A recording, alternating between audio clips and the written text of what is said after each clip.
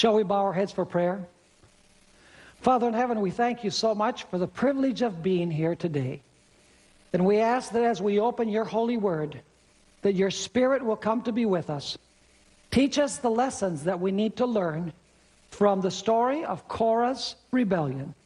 And we thank you for hearing our prayer, for we ask it in Jesus' name. Amen. As I mentioned in my prayer, today we are going to speak about Korah's rebellion. It's a very interesting story that we find in Numbers chapter 8. Now, in order to understand this story, I have to give you a little bit of background. God chose Moses to be the ruler of Israel. And he also chose Aaron to be his spokesman. In other words, Moses was supposed to sit on the throne of Israel, and Aaron was supposed to be the mouthpiece of Moses before the congregation. And we could express it as Moses being the king and Aaron being the priest. Actually, we're going to find that the roles of Moses and Aaron represented the same roles of God the Father as the ruler of the universe, and Jesus Christ, the spokesperson for the Father, and actually the priest of God the Father. Now, we need to say a few things about the identity of Korah. Korah actually decided at a certain point, we're going to notice in our study, to challenge the leadership of Moses and also of Aaron. Even though God had chosen Moses as the leader and Aaron as the priest, Korah decided that he was going to challenge this arrangement which God had established. Now, who was Korah?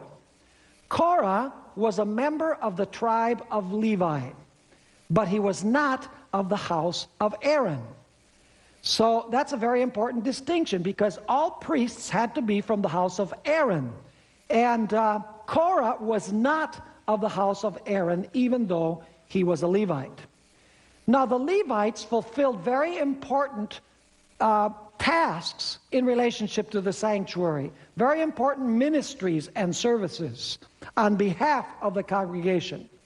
In fact, we know that the Levites had many functions relating to the sanctuary, and that actually they were set aside by God by the laying on of hands. In other words, they were separated for their ministry, they were separated for their functions by God having hands laid upon them. This will be a very important detail as we study along. Now we're ready to turn in our Bibles to the book of Numbers, chapter 8, and let's read verse 10. So you shall bring the Levites before the Lord, and the children of Israel shall lay their hands on the Levites. So the Levites were chosen and ordained by God to the position which they occupied in the sanctuary. It's important to realize that the Levites were not priests. They were called to a special ministry. They were ordained by the laying on of hands, but they did not have the function of the priesthood. But they had very important functions in the sanctuary. For example, they provided the music in the sanctuary service. Not only the choral music, but also the instrumental music. They were the ones who gathered the tithes of Israel. They bore the Ark of the Covenant. They pitched and tore down the tent as Israel walked through the wilderness. They were the custodians of the temple and of the sanctuary. They actually flayed the animals. And they also taught the law to the people. They were teachers in Israel. Now, although they were ordained, they were not ordained as priests before the Lord. They were set aside for the function of a Levite, not for the function of the priesthood, which belonged to the family of Aaron. This is a very important detail.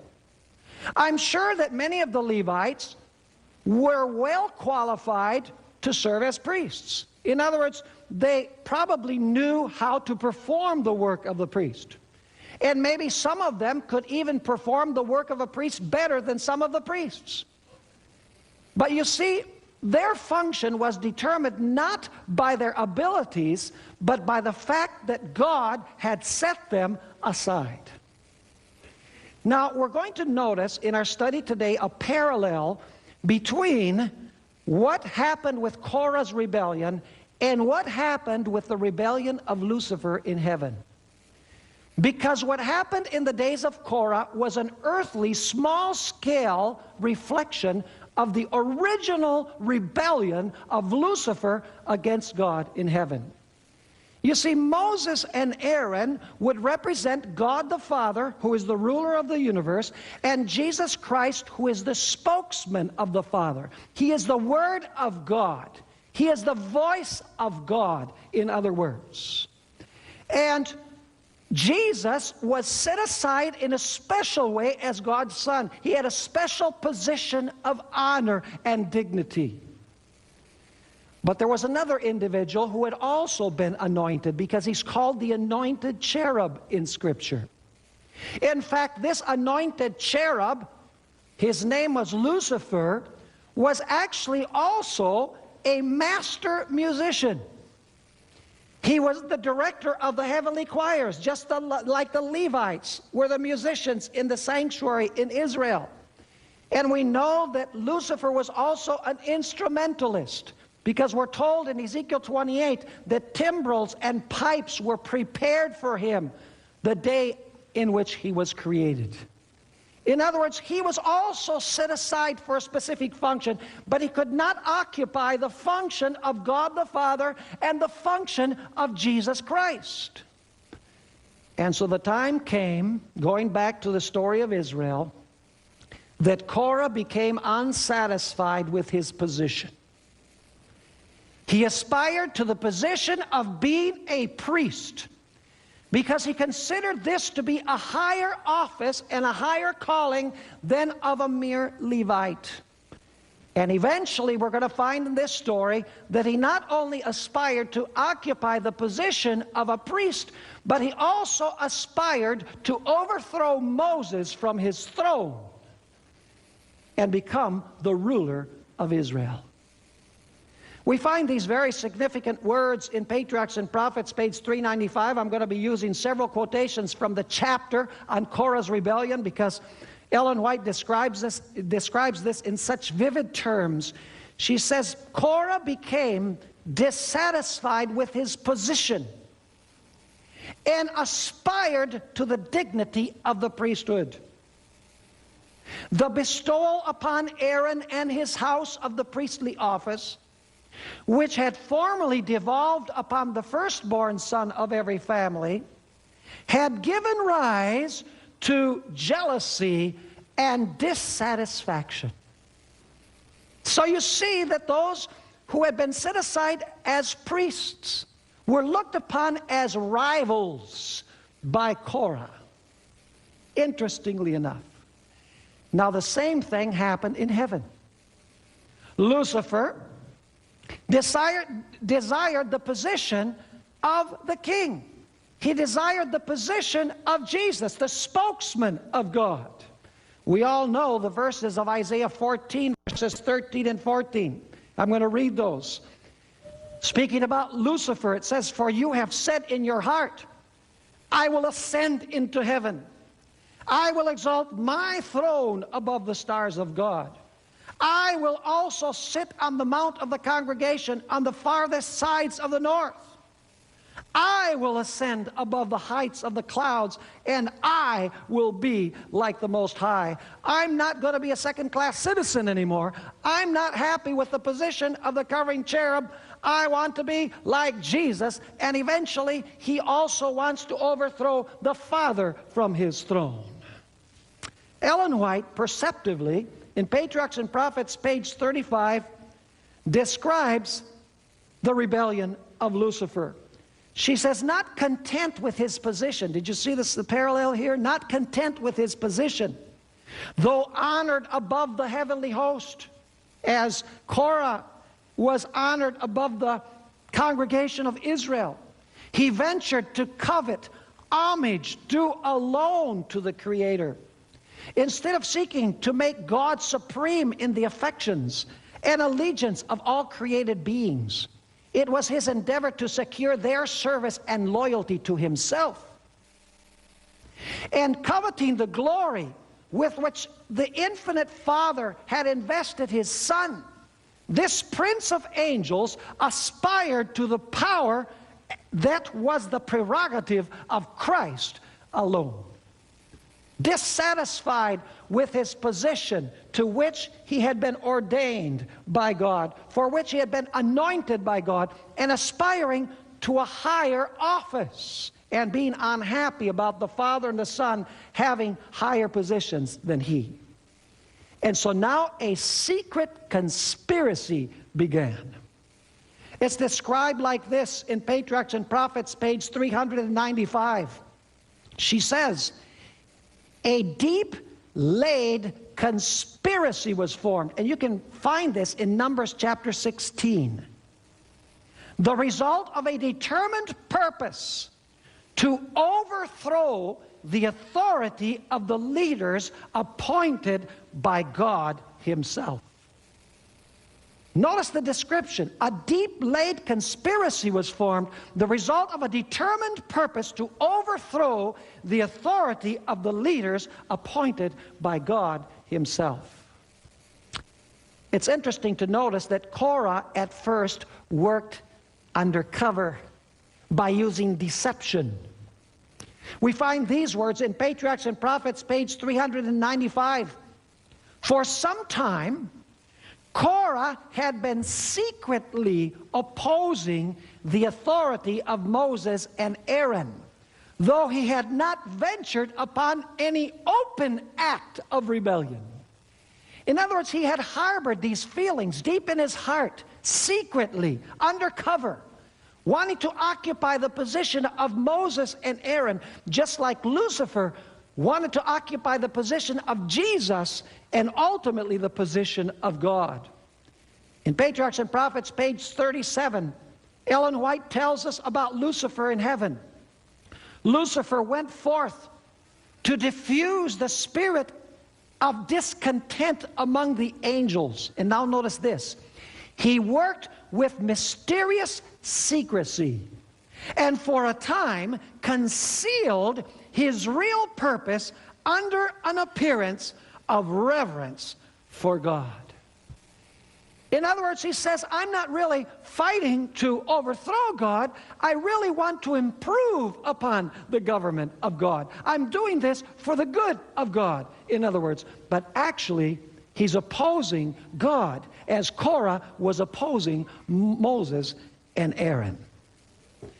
It's interesting to notice that Korah had a couple of co-conspirators that are mentioned by name. Their names are Dathan and Abiram. Interestingly enough, Dathan and Abiram were actually from the tribe of Reuben. And Reuben was the eldest son of Jacob. And so they said, the eldest son has the rulership function.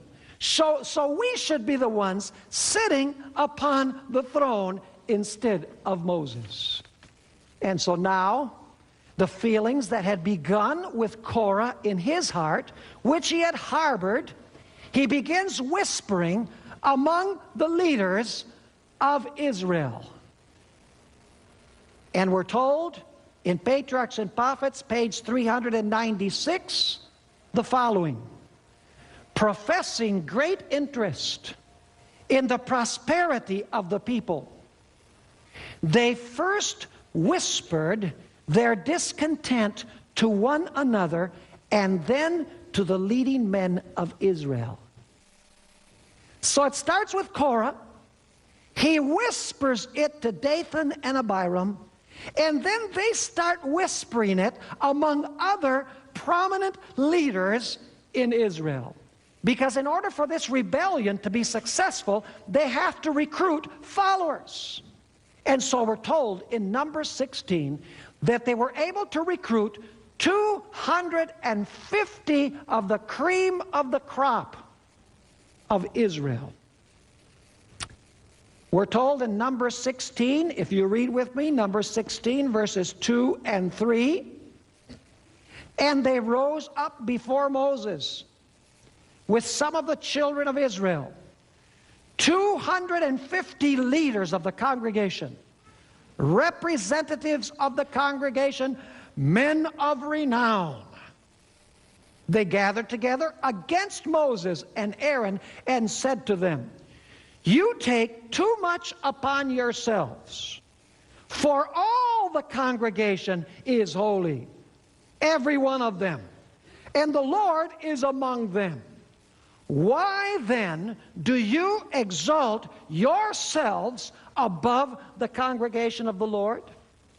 What makes you, Moses, think you're so great that you can rule over Israel? And what makes you, Aaron, think that you can be the only priest along with your household in Israel? Don't lord it over the people." Commenting about this in Patriarchs and Prophets, page 396, Ellen White remarks, "Korah and his fellow conspirators were men who had been favored with special manifestations of God's power and greatness." Did you notice this?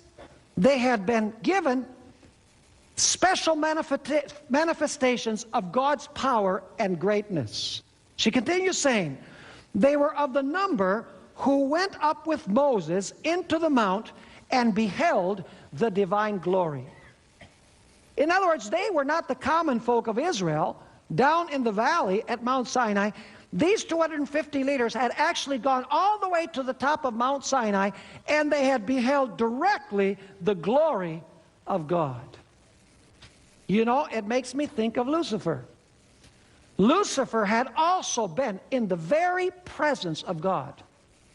He had been next to the throne of God.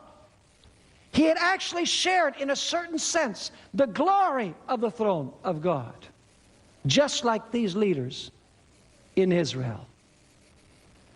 Now, what actually did Korah, Dathan, and Abiram and the 250 leaders want? Actually, what they wanted to do was supposedly to improve the government. They actually wanted to get rid of the laws which restricted the freedom of Israel. In Patriarchs and Prophets, page 397, we find these words. "They felt confident of making a radical change in the government and greatly improving upon the administration of Moses and Aaron." What is it that they wanted to do? Supposedly they wanted to improve the government, make a radical change in the government, and they wanted to improve the administration of Moses and Aaron. And so now they start repeating among the people, you know, Moses and Aaron, they lord it over you, they command you. You know, if you really accepted our leadership, things would go much better and you would have a lot more freedom. And soon the people started repeating what they heard from the leaders. And then the leader said, "See, the people feel the same way we do." But the leaders had planted this in the minds of the people already. So it wasn't the attitude of the people originally, it was the attitude of the leaders. Speaking about the rebellion of Lucifer in heaven, we find something very similar. These words come from Patriarchs and Prophets, page 37.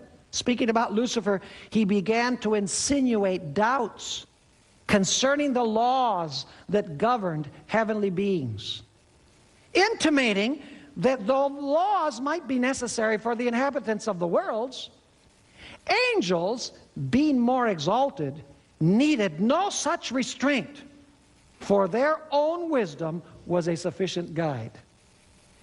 They were not beings that could bring dishonor to God.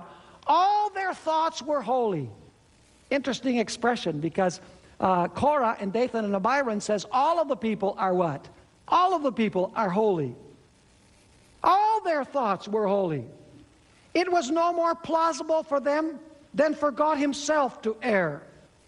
The exaltation of the Son of God as equal with the Father was represented as an injustice to Lucifer, who, it was claimed, was also entitled to reverence and honor. If this Prince of Angels could but attain to his true exalted position, great good would accrue to the entire host of heaven, for it was his object to secure the freedom for all. But now even the liberty which they had hitherto enjoyed was at an end, for an absolute ruler had been appointed them, and to his authority all must pay homage. So what Lucifer is saying is, God and his son Jesus are dictators, and we need to overthrow those dictators, and if we do, things will improve, we'll have liberty and freedom, and everything will function better. Patriarchs and Prophets, page 38. Ellen White amplifies this rebellion in heaven. He cunningly drew his hearers on to give utterance to their feelings. Then these expressions were repeated by him when it would serve his purpose as evidence that the angels were not fully in harmony with the government of God.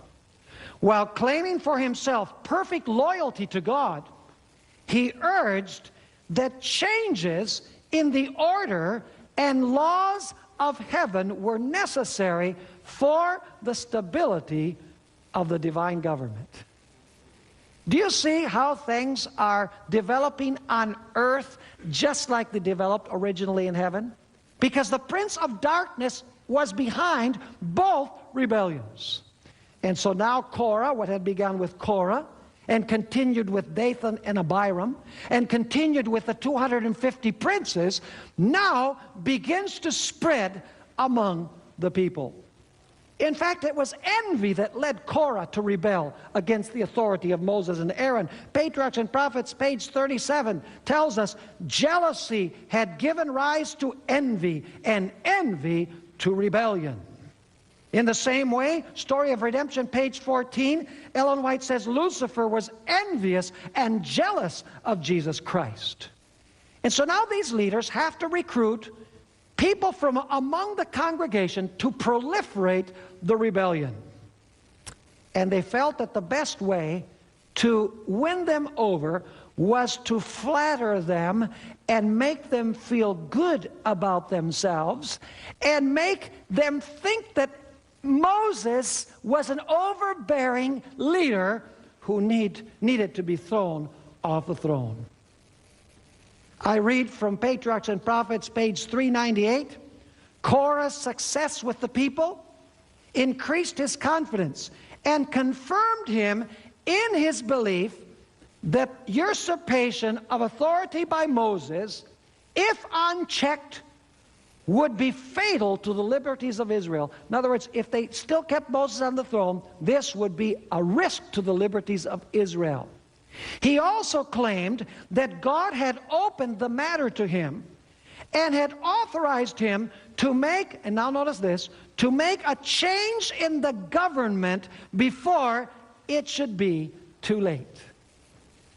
In other words, Korah is saying, if I could be placed on the throne, everything would function well in Israel. I wouldn't be dictatorial. I wouldn't tell you what to do. Everybody would be free to follow their own will. There would be freedom indeed. Patriarchs and Prophets, page 398, we find that the rebellion now proliferates among the congregation. It says, for a while, the work of Korah had been carried out secretly. But now he came forward publicly. Notice that first of all it was secret, it was underhanded, it was quiet. But now it says he came forward publicly and openly challenged the leadership of Moses and Aaron. He openly charged that the people had been deprived of their liberty and independence. And so now the secret, underhanded rebellion becomes open rupture and revolt among the children of Israel. And the congregation began taking sides. I'd like to read an interesting statement from Patriarchs, and actually it's from volume 3 of the Testimonies, where the strategy of Korah, Dathan, and Abiram is described, how they were able to win over the people. It says there, "There is nothing which will please the people better than to be praised and flattered when they are in darkness and wrong and deserve reproof." By the way, this is happening immediately after Israel has been excluded from the land of Canaan, if you look at the context. Moses says, we're not going to go into Canaan now. We're going to spend 40 years in the wilderness. And the people sent in a delegation, and they were defeated in the promised land. And so they came back and they cried. They said, Moses is to blame for this. See, if we didn't have Moses as a leader, Korah said, I would take you into the promised land. And so the people didn't want to hear that they didn't go into the promised land because they were so bad, because they'd sinned against the Lord. They wanted to hear how good they were. She continues saying, Korah gained the ears of the people, and next their sympathies, by representing Moses as an overbearing leader. He said that he was too harsh, too exacting, too dictatorial, and that he reproved the people as though they were sinners when they were a holy people, sanctified to the Lord, and the Lord was among them. Korah, the leading spirit, professed great wisdom in discerning the true reason for their trials and afflictions. So the way in which Korah was able to win over many of the people was in flattering them and telling them what they wanted to hear, to make them feel good about themselves, if you please. And so multitudes among Israel now started joining the rebellion. In fact, in Patriarchs and Prophets, page 400, we are told a large part of the congregation openly sided with Korah.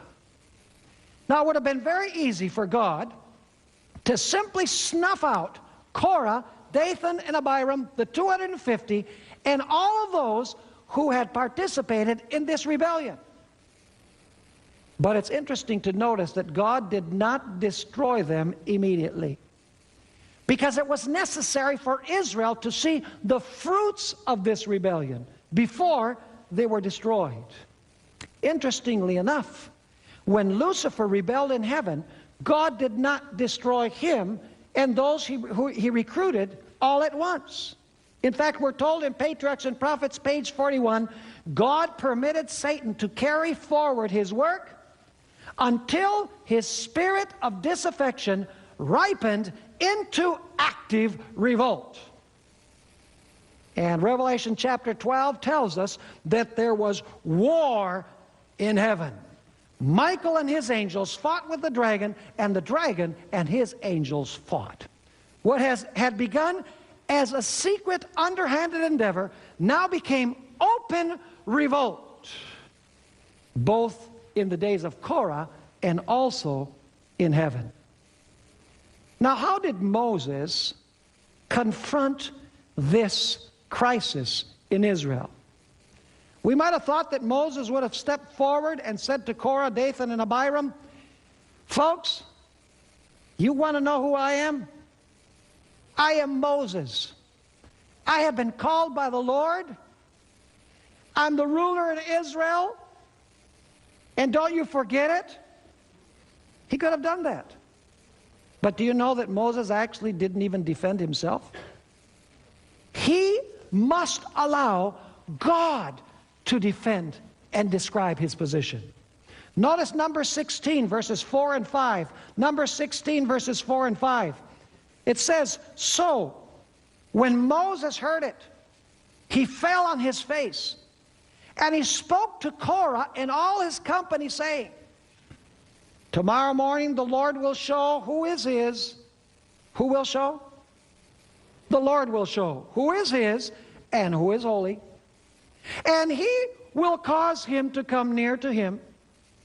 That one whom he chooses, he will cause to come near to him. Interesting. Ellen White, commenting on this, in Patriarchs and Prophets, page 400, has this to say: "It was evident that the sympathies of the people were with the disaffected party. But Moses made no effort at self-vindication. He solemnly appealed to God in the presence of the congregation as a witness to the purity of his motives and the uprightness of his conduct, and implored him to be his judge." Now, do you remember when Lucifer rebelled in heaven, when his position was questioned? What did Jesus say? He said to Lucifer, "Don't you know who I am? I'm the Son of the living God. I am your creator. How dare you think that you can take my position and my throne?" Is that what happened? No. Actually, in Patriarchs and Prophets, page 36, a statement which is rather long, I'm not going to read it. Ellen White says that the Father called all of the heavenly host together, just like the congregation of Israel was called together. And now, God the Father explained the position of Jesus Christ to the heavenly hosts. Jesus did not self-vindicate himself, but he allowed his Father to explain his true position. Now you might be wondering, what was so terrible about Korah and the 250 leaders in Israel wanting to be priests? What's so bad about that? Shouldn't you aspire to a high and holy office? Allow me to read from Numbers 16, verses 9 through 11, where the issue was. Because we're going to come now to the application, how this applies to us today. Because this whole story is written many times in the church. Now notice Numbers 16, verses 9 through 11. Here Moses is speaking, and he says this: "Is it a small thing to you that the God of Israel has separated you from the congregation of Israel, to bring you near to himself, to do the work of the tabernacle of the Lord, and to stand before the congregation to serve them?" Now, do you think it's a small office that God has called you to as Levites? Continue saying in verse 10, "And that he has brought you near to himself, you and all your brethren, the sons of Levi, with you? And are you seeking the priesthood also?" What were they doing? They were dissatisfied with their position. They wanted an office to which God had not called them. They might have had the necessary qualifications and the necessary abilities to perform it, but that made no difference because they had not been called to that position. In other words, aren't you satisfied with the position that God has given you? Why do you aspire to the priesthood? In verse 11 it says, "Therefore you and all your company are gathered together," and now I want you to notice this, "are gathered together against the Lord. And what is Aaron that you murmur against him?" Who were they rising against when they desired the office of the priesthood and they were not satisfied with the office to which God had called them? They were rebelling against the Lord. They were repeating the story of Lucifer in heaven, who was dissatisfied with the position for which God had anointed him, and he wanted a higher position. He wanted the position of the king, and he wanted the position of his spokesman. You see, only ministers which had been ordained by God for that function had the right to minister in the sanctuary. They did not seek their position. They did not campaign for their position. They were called by God to their office. And all of the rest, no matter what their ability was, were disqualified because they were not called to that holy office. I'm sure that many of those 250 individuals were very well qualified and had the ability to perform the work of the priesthood in terms of being able to do it. But what disqualified them or qualified them was not whether they were able to do it or not, whether they could do it well or not. It was whether God had called them to that particular function and position. They were disqualified not because of their abilities. They were disqualified because God had not called them to this sacred office. And the same was true with Lucifer. He was called to a specific position to occupy under the leadership of God the Father and His Son Jesus. Just like Korah was to be, and the Levites were to be under the direction of Moses as the ruler and Aaron as the priest. It's interesting to notice how God chose to vindicate the leadership of Moses and Aaron.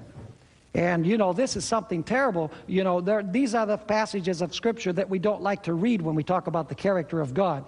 You know, we like to study the Gospels, you know, about Jesus being love. And by the way, God is love even in what we're going to read about. Because when you start aspiring to a position for which God has not called you, the result is disorder. See, God has established a certain order for things to function properly.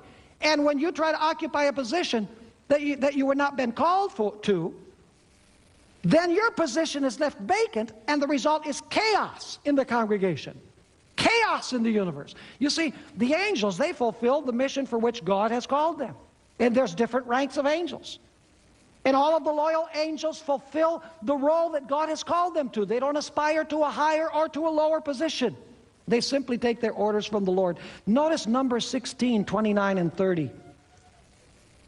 Here Moses is speaking, and he says this: if these men die naturally, like all men, as if they die a natural death, although there's nothing natural about death, or if they are visited by the common fate of all men, in other words, they pass away because they got old, then the Lord has not sent me. But if the Lord creates a new thing, and the earth opens its mouth and swallows them up with all that belongs to them, and they don't go down alive into the pit. That's a very important expression. Alive into the pit.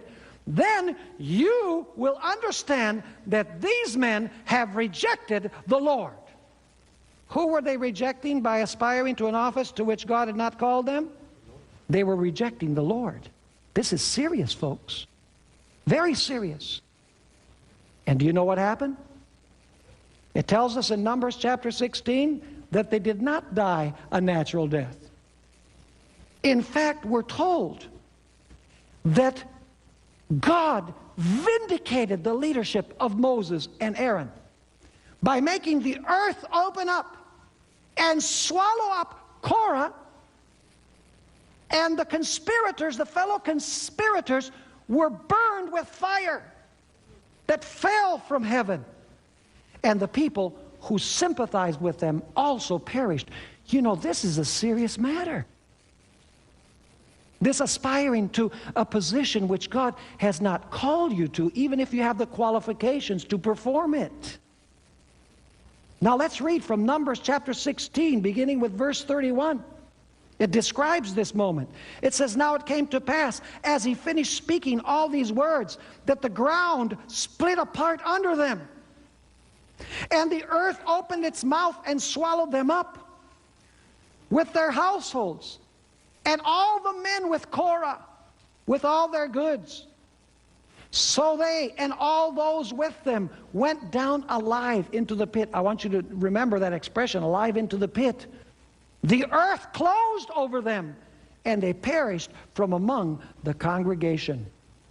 Then all Israel who were around them fled at their cry, for they said, lest the earth swallow us up also. And now notice that not only did the earth, the pit or the abyss swallow them up, but it says, and a fire came out from the Lord and consumed the 250 who were offering incense before the Lord. I guess God takes very seriously people who officiate as ministers when they are not called to be ministers. And he wanted Israel to remember this.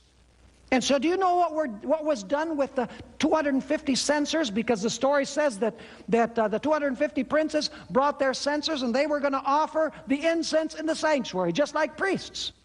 And Moses said, bring your censers. And that's when they were swallowed up, when they were going to exercise a position for which God had not called them. Do you know what was done with the censers? The censers were hammered out and they were used as a covering for the altar. So that every time that Israel contemplated the metal that had been hammered out and that covered the altar, they would remember this rebellion so that they would not repeat the same rebellion. In fact, it says in Numbers 16 and verse 40 about hammering out these censers to be a memorial to the children of Israel. Now listen to this, that no outsider who is not a descendant of Aaron should come near to offer incense before the Lord, that he might not become like Korah and his companions, just as the Lord had said to him through Moses. And so the leadership of Moses and Aaron was vindicated. Have you ever read the way in which Satan and his followers will come to their end? In Isaiah chapter 14 and verse 15, it says that Satan will end up swallowed in the pit. And Revelation chapter 20, in several verses, speaks about those who are rebellious against the Lord, who are outside the congregation of Israel, says fire came down from heaven and devoured them. Now, do you know that this story, as we've noticed in our study, is actually a type of the great controversy between Christ and Satan on a narrow scale? Allow me to read you a statement that we find in Patriarchs and Prophets, page 403, where Ellen White grasped this parallel that I'm sharing with you this morning. It's not an invention of mine. It's actually found in Patriarchs and Prophets. This is what she says. In the rebellion of Korah is seen the working out upon a narrower stage of the same spirit that led to the rebellion of Satan in heaven. It was pride and ambition that prompted Lucifer to complain of the government of God and to seek the overthrow of the order which had been established in heaven. Since his fall, it has been his object to infuse the same spirit of envy and discontent, the same ambition for position and honor into the minds of men. He thus worked upon the minds of Korah, Dathan, and Abiram to arouse the desire for self-exaltation and excite envy, distrust, and rebellion. Satan caused them to reject God as their leader by rejecting the men of God's appointment. Yet while in their murmuring against Moses and Aaron, they blasphemed God. They were so deluded as to think themselves righteous and to regard those who had faithfully reproved their sins as actuated by Satan. Is his spirit still alive and well on planet Earth today? Absolutely. Now allow me to give you some actual, practical, present examples. And I'm going to get myself in a little bit of hot water right now. This is an issue which I don't usually touch upon. The issue of the ordination of women to the gospel ministry. According to the scriptures, has God called women to be ordained to the gospel ministry? No. Has he given women a function? A very important function of service in the church. Absolutely, like the Levites. But he has not called them to be ministers, gospel ministers. And you know, people who argue in favor of the ordination of women say women can do things just as well as men can. True. I'm sure many of the Levites could do things just as well as the priests. But what disqualified them was not ability or not having ability. What disqualified them was the fact that God had not called the Levites to that particular branch of ministry. It didn't mean that they were inferior, but they had a different what? They had a different function. And you know, this false issue is created that Fresno Central Church does not believe that women and men are equal. Because we don't believe that we should ordain women to the gospel ministry. Let me explain this. The Bible says that God the Father is the head of Jesus. Jesus takes his orders from his Father. Even after sin comes to an end, the Bible says that the Son will subject himself to his Father, so that the Father is all in all. And so I suppose that because Jesus has subjected himself to his Father, and he accepts his Father as the head, that Jesus is inferior to his Father. No. Because Jesus said, I and my Father are what? Are one. The Father and the Son are equal, but they have different functions. Are you following me? And so it is with the gospel ministry. I love the women of the church. And women in the church have many ministries that they should be involved in, that God has opened up for them. But the gospel ministry is not one of them. Does that mean that Pastor Bohr is a male chauvinist pig? No. You know that I'm not that way. It simply means that we want to preserve here the gospel order that God has established. Now, if God has not called women to the gospel ministry, and they are campaigning to be members of the gospel ministry, and they are looking to occupy that position in the gospel ministry, let me ask you, in what way is that different than what Korah, Dathan, and Abiram wanted? I'll leave that for food for thought. It got very quiet in here. Do I believe that women are inferior than men? No. What I believe is that women have a different function than men. And by the way, I'm not alone. There are many denominations, non-Adventist denominations, that have gone down this road. They've followed the Bible order. Is the Spirit still alive today of people who criticize the preacher because he says things that people don't like? No. Not at Central. All those people have left. The Spirit is still well alive.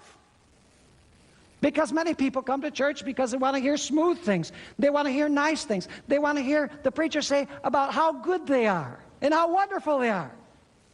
You know, one time somebody said to Ellen White, I think you should preach less about duty and more about the love of Jesus. And Ellen White said, I'll preach what God asked me to preach. Yes, the love of Jesus along with duty. It's not either or. Let me ask you, is this spirit of rivalry still alive at constituency meetings?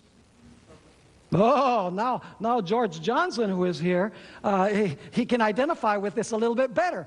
Central California has had very peaceful constituency sessions. Not much politicking. You know, people go in, we vote everybody back in a matter of half an hour, and then we do our Constitution and bylaws business, and then we're gone.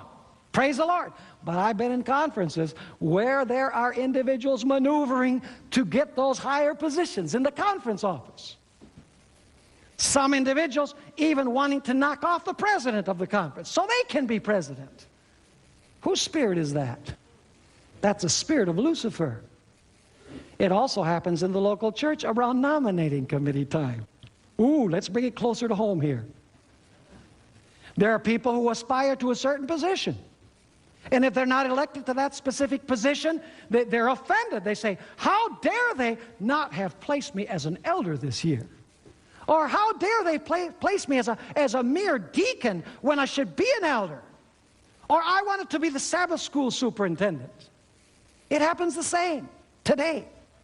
And all of these issues really go back to the spirit of Lucifer. The spirit of wanting to be up there. The spirit of wanting to have a higher position, not being satisfied with the position which God has placed us in. You know, there's no better place than the place that God has given to us to serve.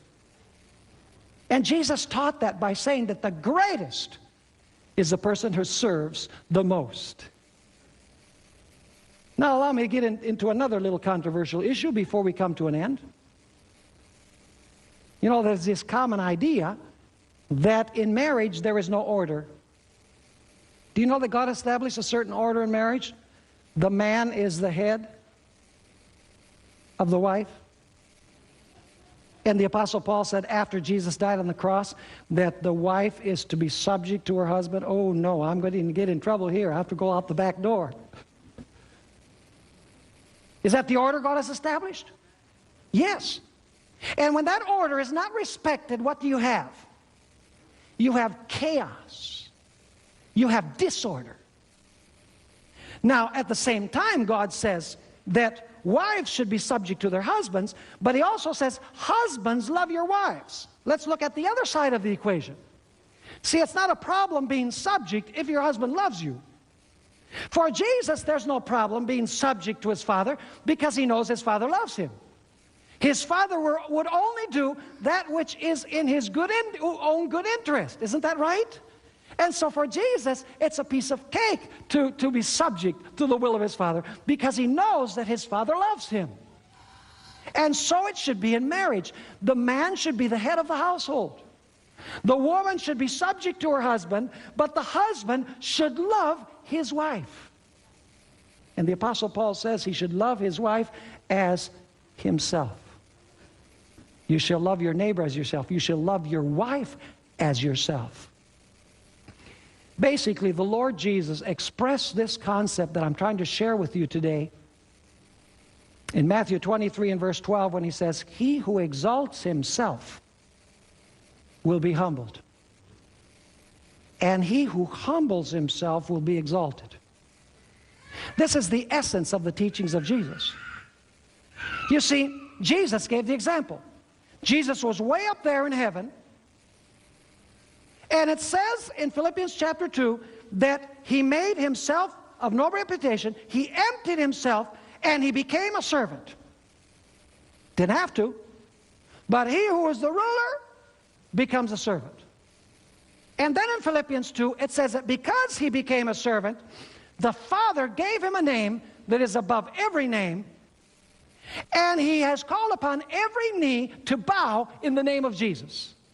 Because Jesus humbled himself, he was exalted. Lucifer was different. Because with Lucifer, you have him occupying this position down here, and he says, I want that position up there. And so instead of humbling himself, he exalts himself. And where is he going to end up? In the pit, down there. So you have the mystery of godliness and the mystery of iniquity. The mystery of godliness is when you're up here and you come down to serve, and then God exalts you. The mystery of iniquity is when you're down here and you want to occupy this high position for which God has not called you, and as a result, you will be humbled. I'd like to end by reading a passage from Patriarchs and Prophets, page 404, where Ellen White, making the final application of this story of Korah, Dathan, and Abiram, says this: it is by sinful indulgence that men give Satan access to their minds, and they go from one stage of wickedness to another. It is by sinful indulgence. Notice. The rejection of light darkens the mind and hardens the heart, so that it is easier for them to take the next step in sin and to reject still clearer light, until at last their habits of wrongdoing become fixed. Sin ceases to appear sinful to them. He who faithfully preaches the Word of God, thereby condemning their sins, too often incurs their hatred. Unwilling to endure the pain and sacrifice necessary to reform, they turn upon the Lord's servant and denounce his reproofs as uncalled for and severe. In other words, when the preacher points out sin, stone the preacher. Don't change the sin.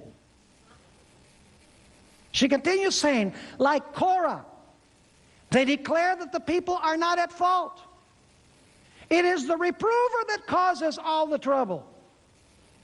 And soothing their consciences with this deception, the jealous and disaffected combine to sow discord in the church and weaken the hands of those who would build it up. Folks, let's not be on that side. Ellen White says that the emptying of self is the essence of the teachings of Jesus.